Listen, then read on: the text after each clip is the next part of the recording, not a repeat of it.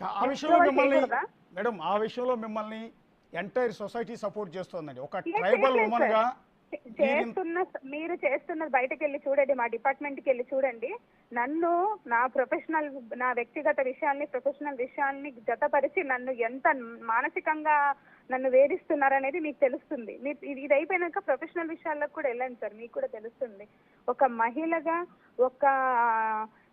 ఎక్కడో ఒక interior place లో ఉండి చదువుకొని వచ్చి ఎంతో ప్రపంచాన్ని చూసి కష్టపడి అక్కడ చదువుకునేటప్పుడే ఉద్యోగాలు చేసి మేము ప్రాక్టీస్ చేసి సీనియర్స్ దగ్గర ప్రాక్టీస్ చేసి తర్వాత ఒక ఏదో జాబ్ కొట్టి తినక ఒక చిన్న రూమ్ లో ఉండి కోచింగ్ తీసుకొని అన్ని చేసి ఉద్యోగం తెచ్చుకొని నేను ఛాలెంజింగ్ గా వర్క్ చేసిన, కింద నుంచి ఛాలెంజింగ్ గా వర్క్ చేసి నేను వస్తే ఈ రోజు నేను అది చేసిన ఇది చేసిన అంటాడు. నువ్వు సర్వే నెంబర్ తీసుకొని రా, వైజాగ్ లో ఒక్క గజం భూమి వదిలినట్టుగా ఒక సర్వే నెంబర్ తీసుకొని వచ్చి మాట్లాడాలా? బల్క్గా మాట్లాడితే ఎట్లా?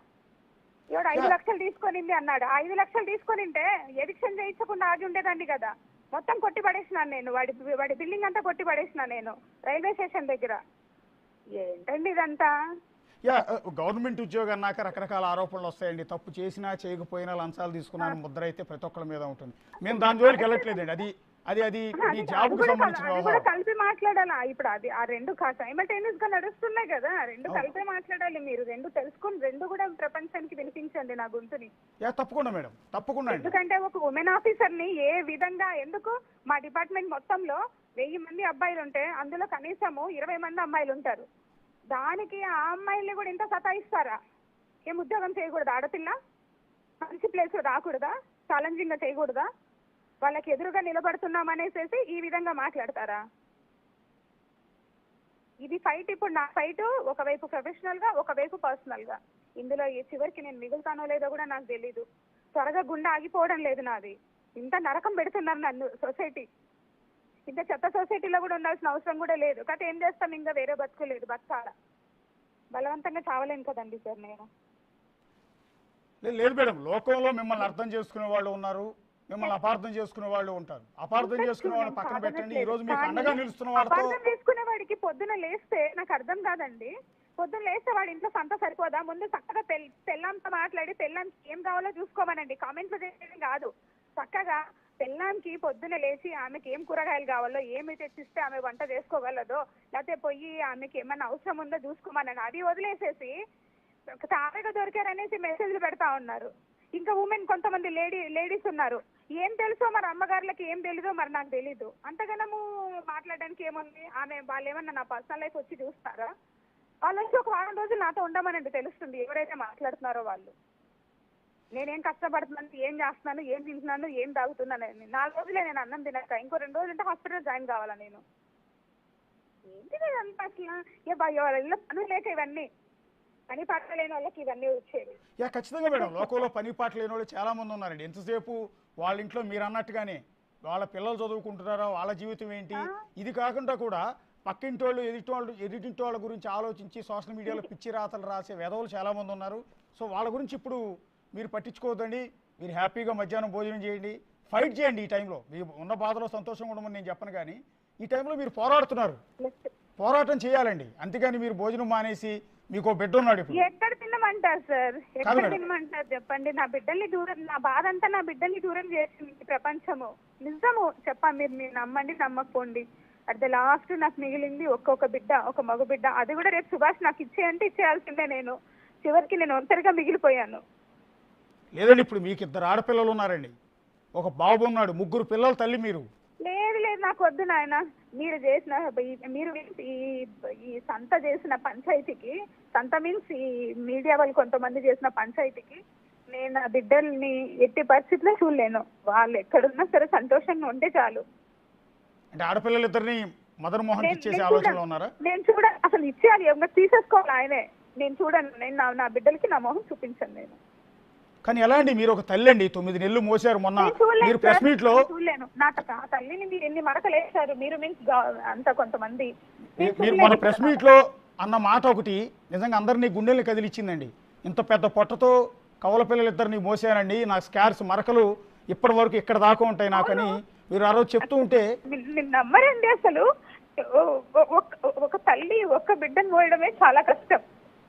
పొట్ట 5 కేజీలు అంటేనే నాకు 10 కేజీలు పొట్ట తయారైంది. నేను మోసి పిల్లల్ని నేను మీరు ఎవడన్నా కన్నారా?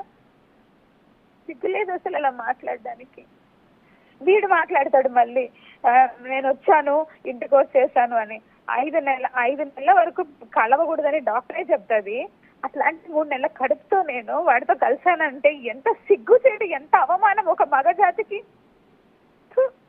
ఆ విషయంలో ఒక మగవాడిగా నేను కూడా బాధపడుతున్నాను. అట్లా భార్యతో కలిసిన విషయాన్ని ఏ భర్త ఏ మగాడు బయటకు చెప్పండి. ఎప్పుడో విడిపోయాడు వాడు, నాకు భర్త ఎట్లా అవుతాడు?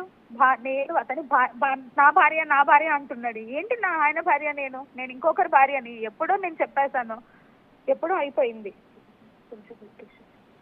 అంటే ఆయన నిన్న మాతో కూడా మాట్లాడాడండి. ఆయన అంటున్నది ఏంటంటే, నేను నెల క్రితం నాతో మ్యూచువల్ డైవర్స్కి సంతకం పెట్టించింది ఆవిడ. పెట్టించే టైంలో 3 కోట్లు ఇస్తానంది. ఆ తర్వాత అది 2016 డేట్తో వేస్తున్నాం అని చెప్పారు. దాన్ని కూడా నేను ఒప్పుకున్నానంటూ ఉన్నాడు. యాక్చువల్లీ 2016 డాక్యుమెంట్ కాదు అది. అది మాత్రం సార్, మీరు అతను చెప్పింది నమ్మాలనుకుంటే నమ్మండి. He's not a child, he's not uneducated, he's return from USA. 2 times Indian government మోసం చేసి పోయిచ్చినోడు. కాబట్టి అంత చిన్న పిల్లోడు ఏం కాదు. ఈ రోజు ఇంత సాధిస్తా ఉన్నాడు ఒక ఆడదాన్ని. ఏమవ్వదు, నాకు వచ్చి నష్టం ఏమీ లేదు. నా ఉద్యోగం పోయినా సరే నేను అడ్వకేట్ గా ప్రాక్టీస్ చేసి నా బిడ్డని బ్రతికిస్తాను. నా బిడ్డల్ని కాదు, నా బిడ్డని. నాకు ఒకడే బిడ్డ ఇప్పుడు నేను చూసుకునేది. నా 2 బిడ్డల్ని చూసుకోలేను. నేను వాళ్ళకి నా మొహం చూపించలేను. వాళ్ళ మెయింటెనెన్స్ కింద గవర్నమెంట్ జీతం ఎంతో గవర్నమెంట్ ముందు పెడతాను. ఆయన జీతం ఎంతో పెడతాడు. ఆయనే చూసుకోవాలి. ఆయన పిల్లలకి మంచి తండ్రి, వెరీ గుడ్. నేనే చెడ్డ తల్లిని. అదే కదా అతను ప్రూవ్ చేయాలనుకుంటున్నాడు. మేడం ఈ టైంలో సరే మదర్ మోహన్ మిమ్మల్ని మోసం చేశాడు అనుకుందాం. మదర్ మోహన్ మిమ్మల్ని ఇబ్బంది పెడుతూ ఉన్నాడు, సరే మిమ్మల్ని సాధిస్తూ ఉన్నాడు. ఈ టైంలో మీకు తాళి కట్టి మీతో బిడ్డను కన్నా మీ భర్త సుభాష్ రెడ్డి ఎందుకు దూరంగా ఉంటూ ఉన్నాడు? ఈ టైంలో కష్టకాలంలో ఉన్నారు, మీరు కన్నీళ్లు పెట్టుకుంటున్నారు. మీరు నేను కష్టకాలంలో ఉంది అతని వల్ల ఏం కాదు.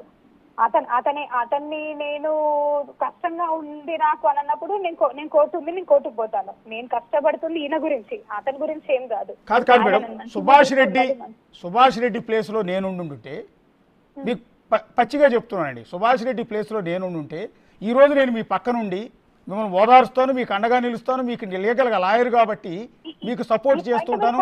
ఎవరైతే సొసైటీ మీ మీద దాడి చేస్తోందో ఆ సొసైటీతో నేను ఫైట్ చేస్తాను అతని ప్లేస్ లో నేను ఉంటే.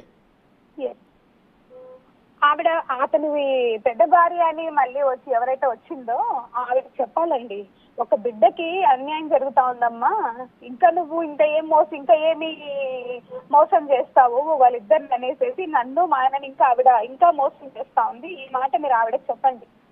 ఎవరికండి? సుభాష్ పెద్ద భార్య మమ్మల్ని మోసం చేస్తా ఉంది కదా, ఆవిడకి చెప్పండి. అంటే ఏ విధంగా మోసం చేస్తుంది మేడం? చెప్తున్నారు కదా మీరు, సుభాష్ వచ్చి మీ ప్లేస్ లో నేను కనుక్కుంటాను. ఇది ఆవిడ అంటే ఆవిడతో డైవోర్స్ తీసుకోకుండానే మిమ్మల్ని పెళ్లి